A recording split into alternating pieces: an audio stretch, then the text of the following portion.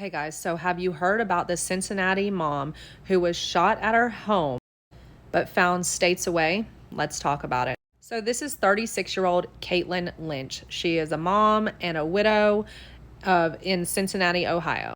On August 18th, 2023, cops responded to a report to Caitlin's house of shots fired. Now, upon arrival, police said that upon investigation, it appeared that a victim had been shot and hurt, possibly taken against her will in a vehicle.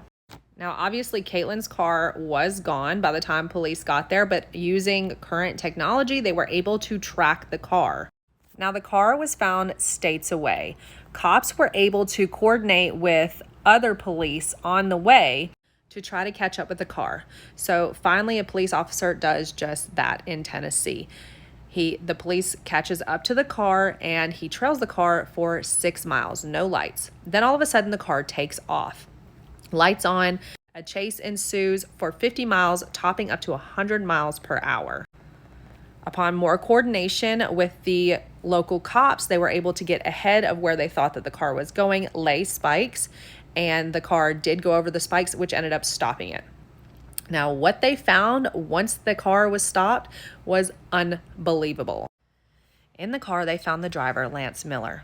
Next to him in the passenger seat was Caitlin Lynch, shot and unalived.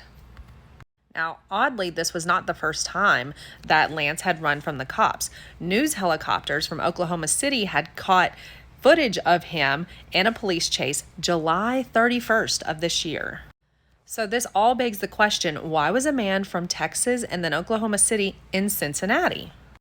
Well, Caitlin's boss, whom she was also friends with, said that she had confided in him, and Lance was a friend of her deceased husband.